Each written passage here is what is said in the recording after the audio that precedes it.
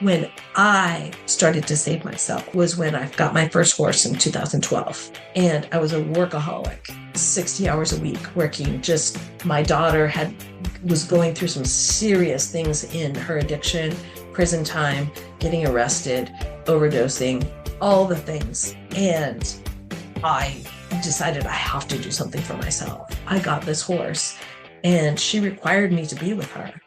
And she required me to spend time with her. It was a requirement. If I'm going to have a relationship, I got to show up. Coach Laurie here. You've been thinking about starting a podcast for months, maybe even years. But every time you sit down, the questions pile up. What will I call it? What will the cover look like? What am I going to talk about? Who will even listen? And where do I start? That's where Podcrafter comes in. It takes away the overwhelm and does the heavy lifting for you. Cover art, titles, even your tagline. It creates and scripts your episodes for you. It's programmed to do a podcast with the things that I teach. For instance, how to hit the road running, what's a good hook, all those things that take time and energy to figure out.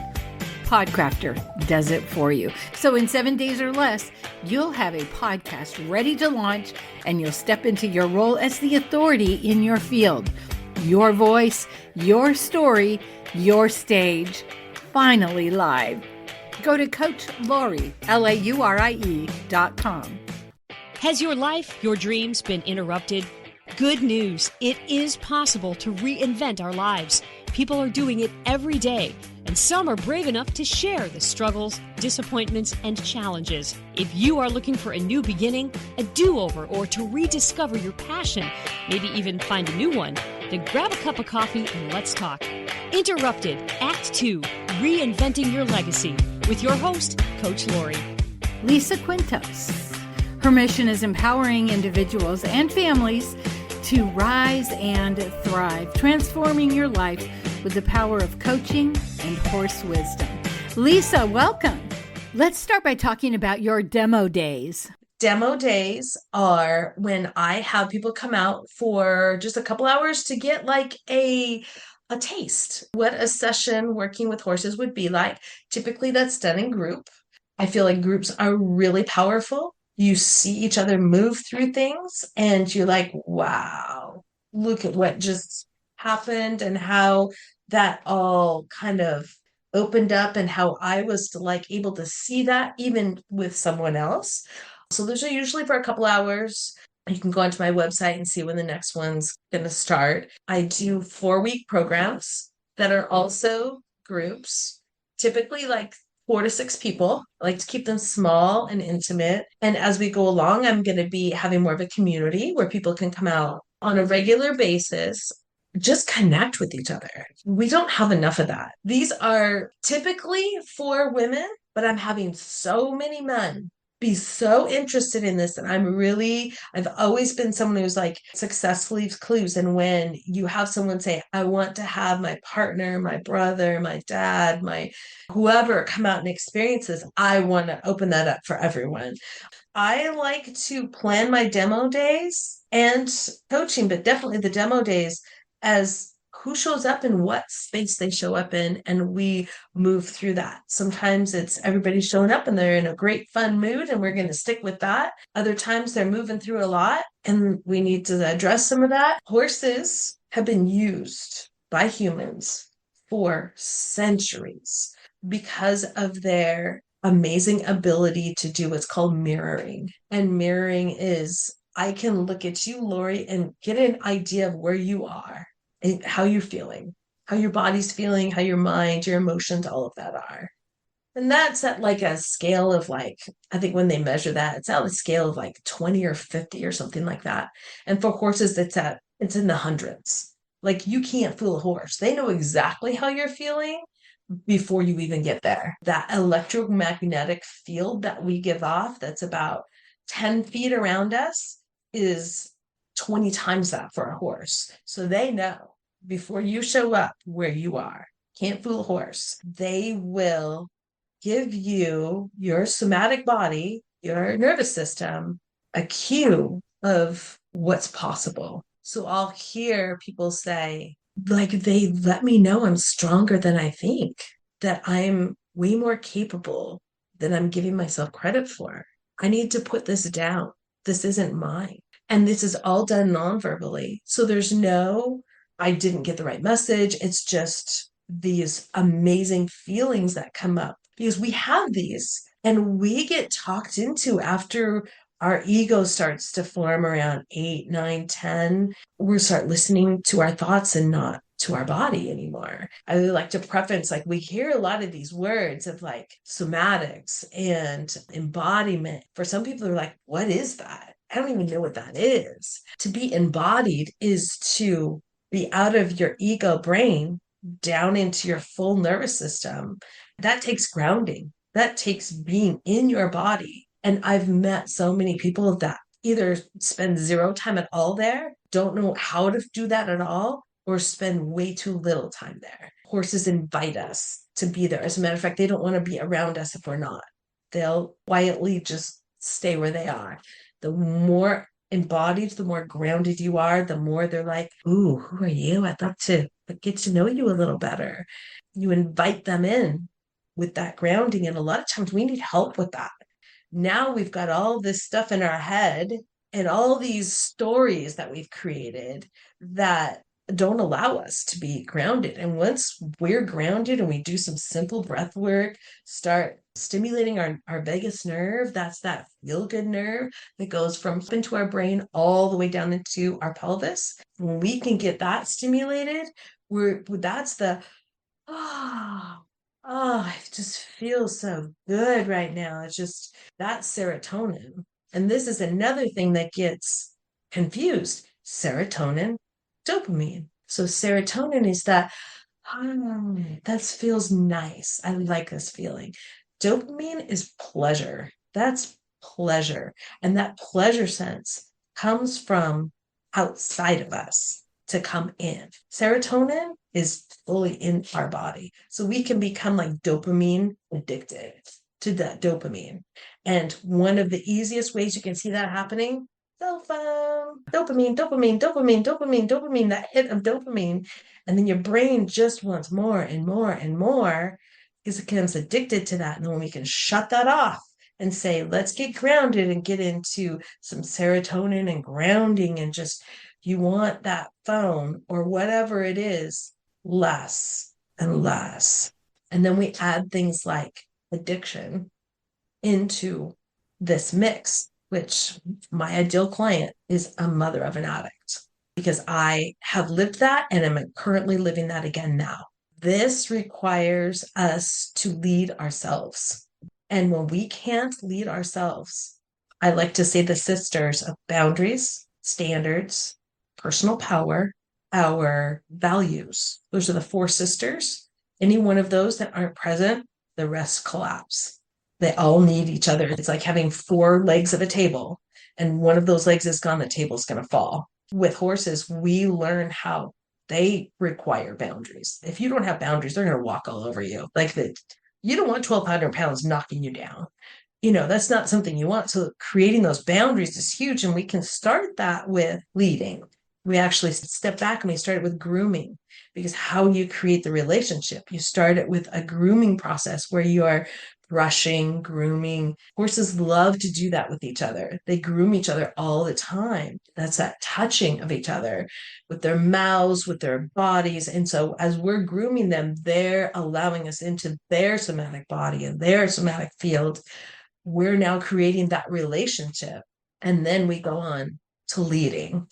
And a horse is not going to come with you if you're not leading yourself. They won't come with you. But pulling on that rope, they don't want to come with you, or they're running ahead of you, or they're running into you, pulling you away. And this is all how horses show us where we are in that relationship with ourselves. We don't have boundaries, then we probably don't have very big standards. And then our values, and then our personal power.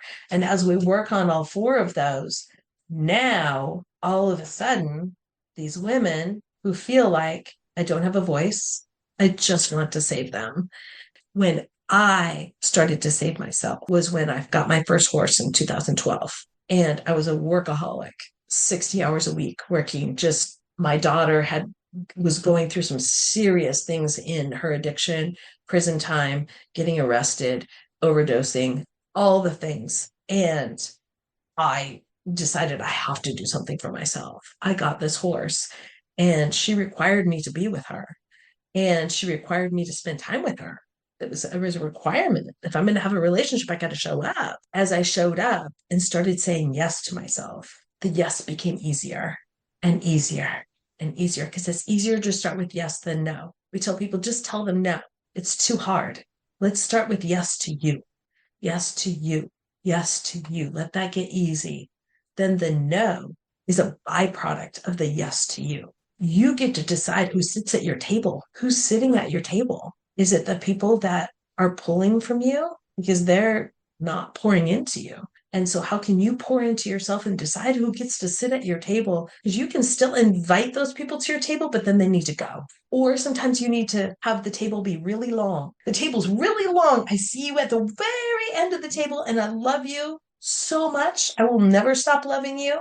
And I have to say yes to myself. I have to choose myself because me doing that is actually showing you how to do the same thing. But if I can't mirror that for myself, do I expect to do that for someone else? Things that horses do is they're a prey animal. Their first defense is run away. I'm going to run.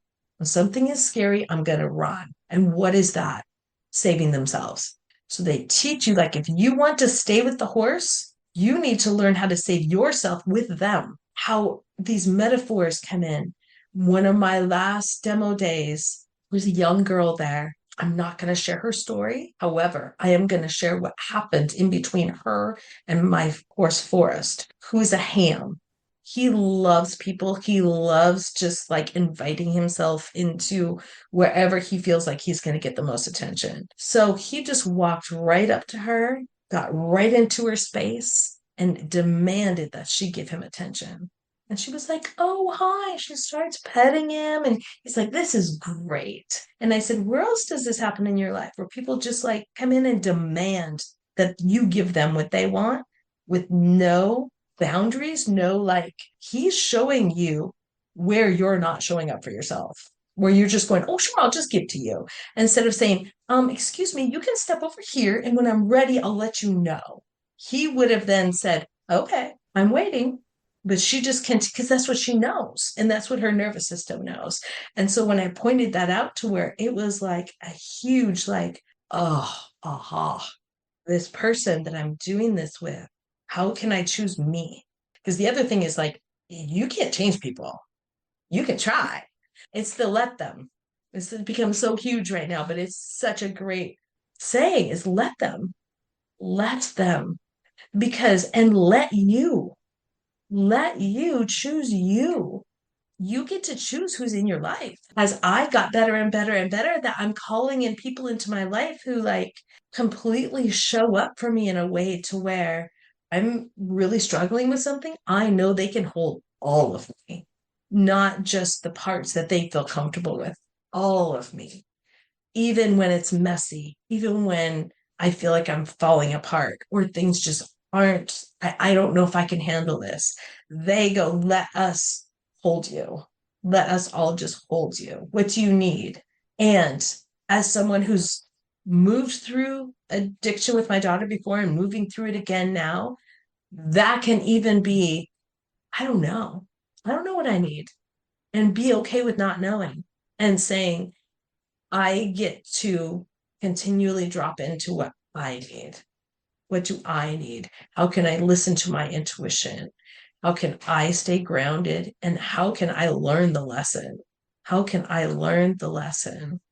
And sometimes the lesson is really hard. I've had to do it again and again of I am choosing to allow her to let her do what she feels like she needs to do. I will always love her and I am here for her. At some point, she is going to reach out to me in a healthy way. Otherwise, I get to lean on myself. One of the things that a really good friend of mine told me through something she was moving, really difficult thing she was moving through. And she said, "I heard the Lord tell me Lean not on what you do not understand. Lean not on those things where you're trying to make sense of it. It's not for you to make sense of it. It's for you to show up for yourself and be the best version of you for everyone in your life. That's so powerful, Lisa. I also am the mother of someone with addiction disorder, and right now my guy's in the wind, and I pray for him every day, and I have to let Mhm. go.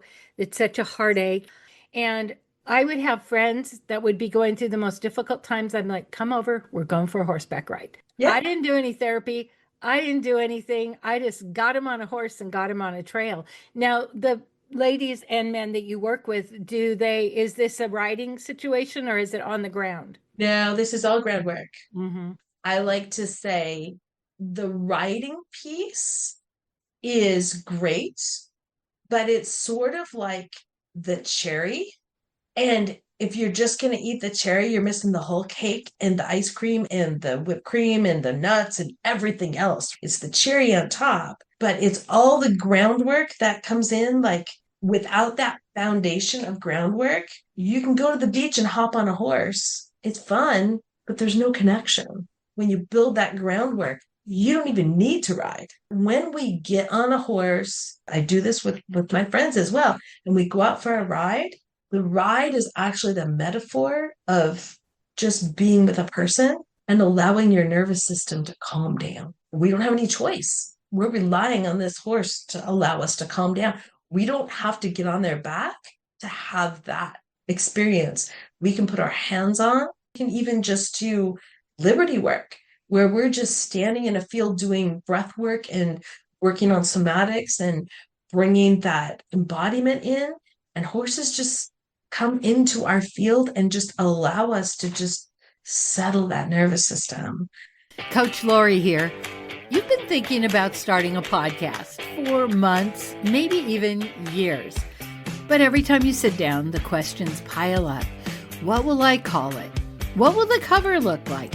What am I going to talk about? Who will even listen? And where do I start? That's where Podcrafter comes in. It takes away the overwhelm and does the heavy lifting for you. Cover art, titles, even your tagline. It creates and scripts your episodes for you. It's programmed to do a podcast with the things that I teach. For instance, how to hit the road running, what's a good hook, all those things that take time and energy to figure out. Podcrafter does it for you. So in 7 days or less, you'll have a podcast ready to launch and you'll step into your role as the authority in your field. Your voice, your story, your stage, finally live. Go to Coach Laurie, LAURIE.com. And horses just come into our field and just allow us to just settle that nervous system.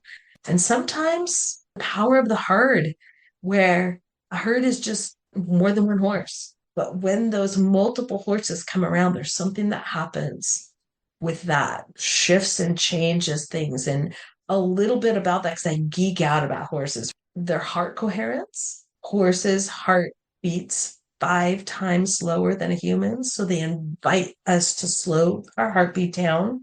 Their electromagnetic field is 5 times the size of ours. So ours is about 5 to 8 feet. So theirs is like 4 feet.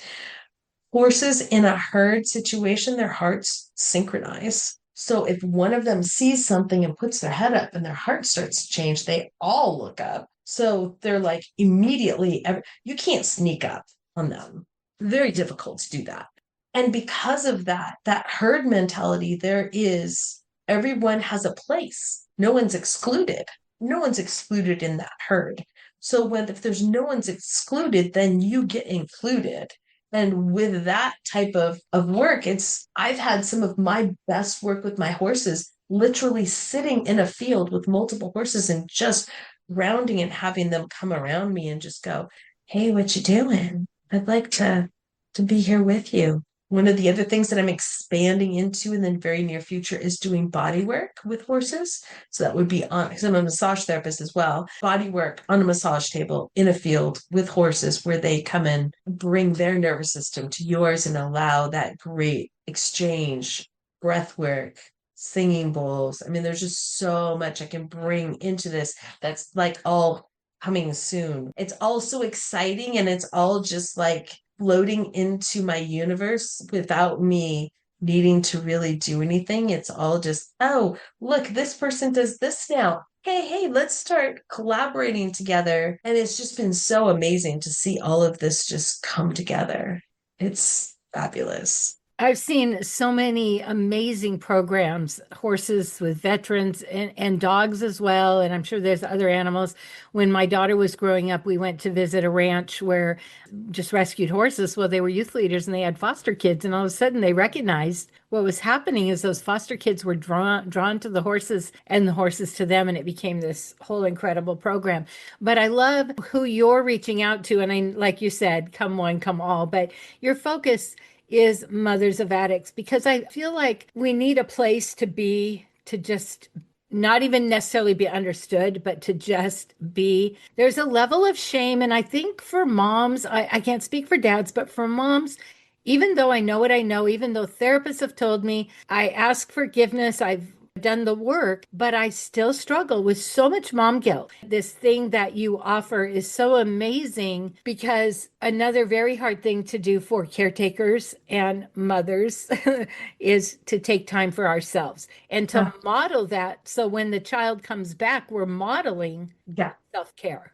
Two things that I have discovered over in this addiction phase that she's back in is one is being in love with her potential and not who she is right now, and grieving the person that's still here. That grief is huge. That grief of remembering all the things that you were looking forward to having with this family that's now kind of shattered right now, allowing yourself to grieve and finding a way to somatically do that. And that's another thing that horses model for us is when we're working with horses and they feel like they're quote unquote finished, either we're telling them they're finished or they feel like they're finished, they're going to go roll. They're going to go lay on the ground and they're going to roll, yawn, open their mouth, overly stretch. All of that is moving all of those emotions through them. It's like they become almost like they become a sponge, right? And then they need to move that through them. This is where we miss this. We miss this part of like, how are you going to release that? How are you going to let go of all that? The Body Keeps the Score. Amazing book. And it is so, I've known this since I became a massage therapist over 24 years ago. Your body holds everything, good, bad, and different that has happened to you. And you get to choose how you release that. And if you don't release it, it just builds and builds and builds. Then it shows up as illness, disease, disease. Our bodies just go, I can't take anymore. And that disease can be mental, emotional, physical, somatic. When we get the chance to like move things through, and that doesn't have to be a big thing of rolling on the ground. That can be putting some music on and bouncing, just bounce. Allow your body to just move in a rhythmic way of like releasing all of that. And as you move, you're moving that through you. All the emotions come up. You're able to let it go. You're able to just move that. And I notice that a lot of mothers of addicts are what I call fidgety. They can't sit still. It's because their body wants to rhythmically move through that. One of the most healing things that I do, and when it's in a group, it's even more powerful, rage release. Because it's not okay for women to be angry. It is not okay. And when we're witnessed, even by one embodied man and a group of women, there is something that happens with that where we release so much that I've had women say, I've never felt this light. I've never felt this like peace come over me. Like I didn't realize how much I was carrying. And it has to be done a certain way. And when it's done that way, the opening that happens from that is huge. And then I teach them how to do that at home.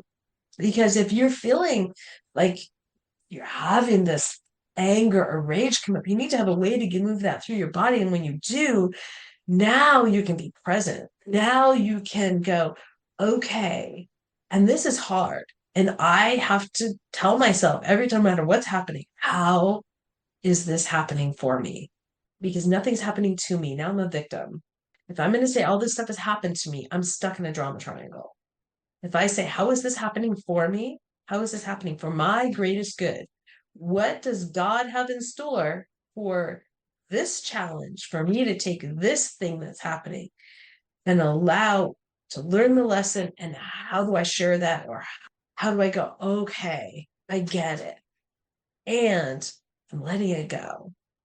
Because a lot of times it's letting go is not a process where you just drop something. It is a process that sometimes you have to do multiple times an hour. Let go, release, allow yourself to have that feeling of when I let it go, I allow myself to fully embody it's not mine. When I make someone else's challenges mine, I'm not walking my path. And when I'm not walking my path, things get harder and harder and harder because I'm abandoning my path. I'm abandoning myself and sacrificing myself. When I realize, and this was a conversation I had with my sister-in-law just 2 days ago, who's really struggling with this whole situation with my daughter. Pain is inevitable. You're going to have pain in your life. Suffering is a choice. You choose to suffer. You choose to suffer because you're trying to control things. Let go, let God, whatever, however you want to say that. When I started to do that more and more is when I realized I'm realizing that not only do I get to let go of control, but I get to open up myself to like new possibilities of whatever that is. Every mother's fear that has someone in addiction. I mean, for a mother, there's a special bond, but it could be anyone, is that they're going to lose their battle with themselves. And understanding that that's not your battle to fight is huge. And that takes, you can't do that by yourself. Not effectively. You could try. I can say, I did not do that well. When I started to realize I needed to have people in my life that could see and hear me without the judgment, so I can let go of that shame because there's so much shame. It's a story because you start talking to people and you say, do you know someone in addiction? I want to say it's like 60% of the population of the United States is directly affected by addiction. And that means someone in their direct family, someone in their family, their friend circle, or they work with is struggling with addiction. And knowing that, like, why aren't we connecting with each other? And a big part of that is like, I'm going to be forced to look at it. I don't want to look at that ugly monster. And then when you look at it as this isn't an ugly monster, this is just someone's trauma that they haven't been able to move through yet. You get to let go of it being your trauma. Start working on yourself and you heal your traumas. Like I said before, when you show your family member how you're working through your traumas and your best version of yourself, it opens up the door for them to want to do that as well. And letting go of that judgment. I love Gabor Mate. I don't know if you, yeah. Oh, yeah. Please look up Gabor Mate, even on YouTube, and watch some of his videos. This man has done so much for people in addiction. And he also has done so much for people who are in the family members of addiction as well. And how ADHD plays a role and generational trauma. He talks a lot about generational trauma. That's something I think a lot of people are starting to realize, that it runs in our family, or we're this or we're that. That's generational trauma because you're just like saying, well, that's the way things are. Heal that. And you heal the people from the past and the future. Like if you're a cycle breaker, you are going to be called to do this work, and it's going to be hard, ugly, dirty, hard work. What grows in poo poo? Mm-hmm.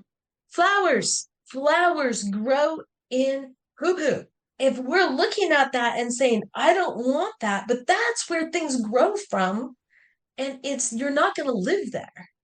You're going to move through that. You're going to go, oh, wow, I moved through. It's like layers of an onion. This is a lifelong work, but the relationships you build with this lifelong work make it like, I think of all the things that I've gone through over my whole lifetime, but really in the last 20, 25 years, all of the incredibly difficult things, I wouldn't trade any of those. None of them. Even going back to when I was very young and I was a homeless single mother with an infant, I wouldn't trade that either. That taught me so much about myself. If I didn't have that, I wouldn't be who I am today. So a lot of times we think, I don't want this.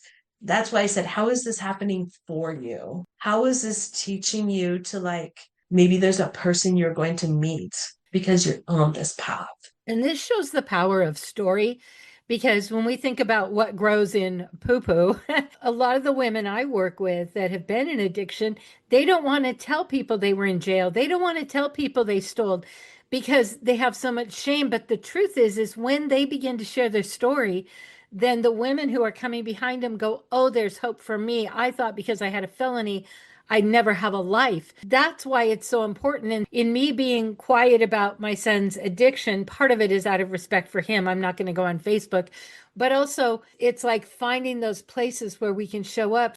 When I surrender and allow everything that is for me to show up for me, now I'm in alignment, and it's just ease and flow. Because when I'm in fear, I'm disconnected. Everything's working out for me in God's timing.